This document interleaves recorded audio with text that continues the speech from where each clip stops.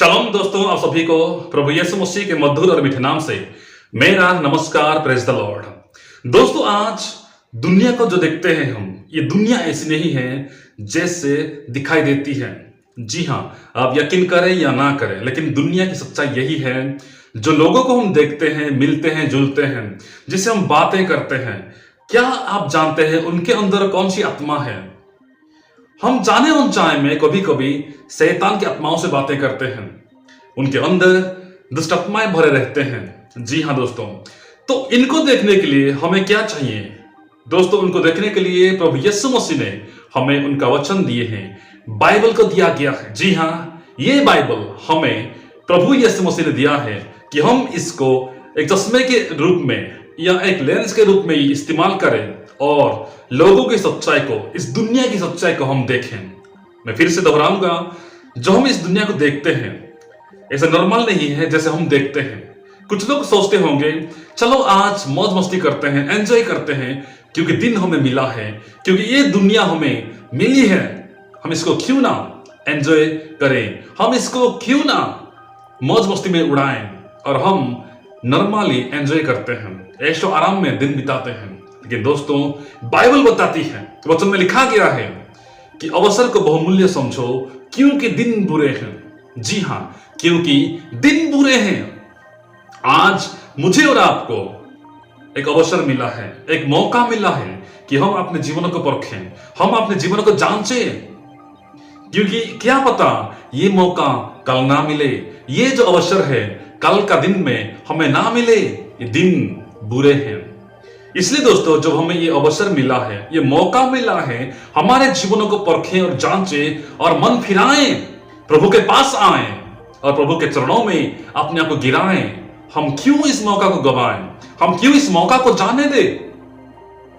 दोस्तों, ये समय ऐशो आराम का नहीं है, ये समय ऐसे पड़े रहने का समय नहीं है, ये समय उठने का है, ये समय जागने का है, ये समय प्रार्थना करने का है। आज हम मसीही लोग सोए हुए हैं, वे आत्मिक रूप से मर चुके हैं, आत्मिक रूप से वे लोग सोए हुए हैं। प्रभु यीशु मसीह जब गेत्सेमनी बगीचा में प्रार्थना करते हैं और प्रार्थना करके वापस आते हैं, चेलों को सोते हुए पाते हैं। चेले लोग सो रहे थे। प्रभु यीशु मसीह ने कहा, उठो, जागो और प्रार्थना करो, जागते रहो ताकि तुम परीक्षा में ना पड़ो। जी हाँ, ताकि तुम परीक्षा में ना पड़ो। वाह, कितनी बड़ी बात प्रभु यीशु मसीह ने अपने चेलों से कहते हैं, उठो, जागो और प्रार्थना करो कि ऐसा ना हो कि तुम परीक्षा में पढ़ो। दोस्तों, आज हम परीक्षा में इसलिए पढ़ते हैं क्योंकि हम आज सोए हुए हैं। आध्यात्मिक रूप से, आत्मिक रूप से आज हम लोग सोए हुए हैं। हम सोचते हैं कि आज मौका मिला है कि हम इस दिन को ऐसो आराम करके बिताएं, हम ऐसे ही एंजॉय करके बिताएं। लेकिन प्रभु यीशु मसीह कहते हैं, उठो, जागो, प्रार्थना करो ताकि परीक्षा में ना पड़ो। दोस्तों, आज हमारे चारों तरफ, हमारे जीवन के चारों तरफ बहुत ही समस्याएं हैं, परेशानियां, परीक्षाएं हैं, और इनको सामना करने का, इनको देखने का, इनको परखने का हमारे पास वो शक्ति नहीं है, वो ताकत नहीं है। क्यों? क्योंकि हम इस वचन को, इस हथियार को हम इस्तेमाल नहीं कर पाते। तो प्रभु यीशु मसीह ने कहा कि उठो, जागो और प्रार्थना करो ताकि परीक्षा में ना पड़ो। भविष्यद्वक्ता एलिय्याह जब बाल के पुजारियों को मारते हैं, उसके बाद ये घटना उस समय की उस रानी इजेबेल के पास पहुंचती है। जब इजेबेल इस बात को जानती है तो वो उसको चुनौती देती है, और यही भविष्यद्वक्ता, प्रभु का सेवक, प्रभु का भक्त एलिय्याह उससे डर के भाग जाते हैं और एक पेड़ के तले सो जाते हैं। लेकिन जब सो जाते हैं, प्रभु उसे कहते हैं, हे एलिय्याह उठ, हे एलिय्याह उठ और खा पी, हे एलिय्याह उठ, खा और पी, क्योंकि यह समय सोने का नहीं है, यह समय यहां पे पड़े रहने का नहीं है। तुझे मैं बहुत बड़ी जिम्मेदारी देता हूं। जी हां, बहुत बड़ी जिम्मेदारी। उसके लिए तुझे उठना पड़ेगा, उसके लिए तुझे तैयारी होना पड़ेगा, उठना पड़ेगा। इसलिए उठो, खाओ, पियो। क्योंकि मैं तुम्हें एक जिम्मेदारी देता हूं, मैं तुम्हें एक काम देने वाला हूं। तो परमेश्वर एलिय्याह भविष्यद्वक्ता से ये कहते हैं, लौटकर दमिश्क के जंगल को जा और वहां पहुंचकर आराम का राजा होने के लिए हजाएल का और इस्राएल का राजा होने के लिए निमसी के पोते यहू का और अपने स्थान पर नबी होने के लिए अबेल महोल के सपात के पुत्र एलिशा का अभिषेक कर। जी हां, तो प्रभु परमेश्वर एलिय्याह से कहते हैं, ये सोने का टाइम नहीं है, ये इस पेड़ के तले बैठे रहने का, पड़े रहने का टाइम नहीं है, ये उठने का टाइम है, ये कुछ करने का टाइम है। उठो और मैं तुम्हें जो जिम्मेदारी देता हूं, जो काम देता हूं, उसे जाके करो। हाँ दोस्तों, बहुत बड़ी जिम्मेदारी प्रभु परमेश्वर ने एलिय्याह नबी को देते हैं और कहते हैं ये तुम्हें करना है, उसके लिए हमें उठना पड़ेगा, उसके लिए हमें तैयारी करना पड़ेगा। और एलिय्याह जाके ये सब काम करते हैं। दोस्तों, हम योना नबी के बारे में तो जानते ही हैं। वो प्रभु परमेश्वर का बातों को, आज्ञा को टाल के जहां जाना था वहां ना जाके दूसरे रास्ते में जाना चाहता था, लेकिन प्रभु ने उसके साथ जो किया हम सब जानते हैं। उसके बाद जब मछली उसको बाहर उगल देती है, बाहर निकाल देती है जमीन पे, वहां पे प्रभु परमेश्वर योना से कहते हैं, उठो उठो, यहां पड़े रहने का टाइम नहीं है, यहां पड़े रहने का अभी वक्त नहीं है, तुम्हें उठना पड़ेगा और काम करना पड़ेगा। क्या काम करना पड़ेगा? तुम्हें जाके उस निनवे नगर में प्रचार करना पड़ेगा, प्रचार करना पड़ेगा, ताकि वे लोग मन फिराएं और वे लोग नाश ना हो।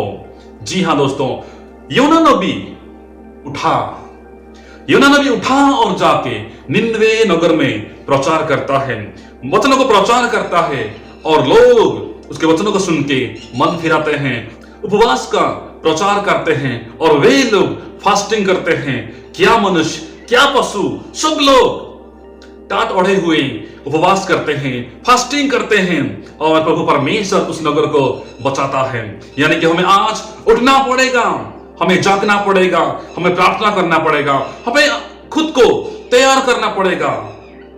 दोस्तों, ये समय सोने का नहीं है, क्योंकि दिन बुरे हैं, क्योंकि दिन बुरे हैं। प्रभु का वचन कहता है कि ये दिन बुरे हैं, ये समय बुरा है, ये दुनिया बुरी है। दोस्तों, जैसे हम देखते हैं वैसे नहीं है, ऐसे नॉर्मल नहीं है, ऐसे आज यूजुअल नहीं है, कुछ ना कुछ अलग चल रहा है। तो हमें उसको देखने के लिए इस बाइबल को पढ़ना पड़ेगा, इस वचनों को पढ़ना पड़ेगा। हमें इसको एक चश्मे के रूप में, एक लेंस के रूप में हमें इस्तेमाल करना पड़ेगा, तभी हम इस दुनिया के काले करतूत को हम जान पाएंगे। प्रकाशित वाक्य अध्याय 11 में लिखा गया है, बहुत ही गंभीर वचन लिखा गया है। लिखा गया, फिर मुझे नापने के लिए एक सरकंडा दिया गया और किसी ने कहा, उठ उठ, परमेश्वर के मंदिर और वेदी और उसमें उपासना करने वालों को नाप ले। Praise the Lord. दोस्तों, आज यही समय आ गया है। प्रभु का वचन यूहन्ना से कहता है कि उठ और क्या करना है। जो प्रभु का भवन में, प्रभु के भवन के अंदर है, उनको नाप। जो उपासना करते हैं, जो प्रार्थना करते हैं, जो आराधना करते हैं, उनको नाप ले। ये काम करने के लिए, ये अंजाम देने के लिए सबसे पहले तुम्हें उठना पड़ेगा, तुम्हें जागना पड़ेगा। और जो प्रभु के भवन के अंदर है, यानी कि उपासना कर रहे हैं, आराधना करते हैं, उनको नाप ले। आगे लिखा गया, पर मंदिर के बाहर का आंगन को छोड़ दे। जी हां दोस्तों, जो मंदिर के बाहर है उनको छोड़ दे, उनको मत नाप, उनको नहीं नापना है। तो सोचने वाली बात यह है कि आज हम लोग प्रभु के उस भवन के अंदर है कि नहीं? क्या हम लोग आज उस प्रभु के मंदिर के अंदर है कि नहीं? हमें सवाल पूछना पड़ेगा दोस्तों, क्योंकि प्रभु का वचन कहता है, प्रभु यूहन्ना से कहते हैं, जो बाहर है आंगन को भी मत नापना, उसको छोड़ दे, उसे मत नाप, क्योंकि वह अन्य जातियों को दिया गया है और वे पवित्र नगर को 42 महीने तक रौंदेंगी।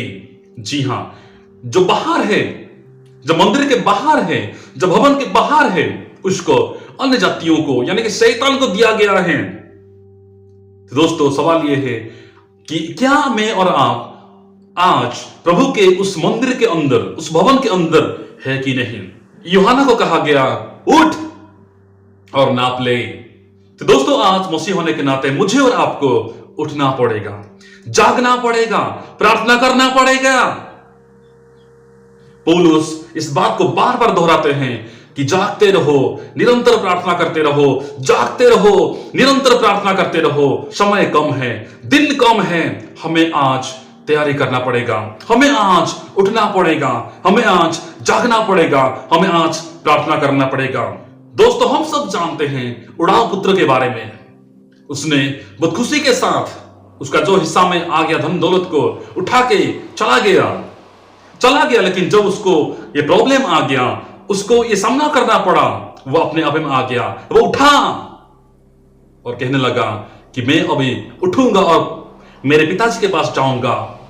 तो अपने आप में आना पड़ेगा, होश में आना पड़ेगा, हमें उठना पड़ेगा, हमें जागना पड़ेगा, हमें तैयारी करना पड़ेगा। दोस्तों अंधा बातिमाई से प्रभु कहते हैं ये टाइम यहां पे बैठने का नहीं है, अभी उठ और चल फिर। बाइबल में जब प्रभु यीशु मसीह ने लंगड़ों को, यानी कि जो नहीं चल सकते थे, उनको छंगा किया, उनको अच्छा किया, प्रभु यीशु मसीह कहते हैं उठो, चलो फिरो।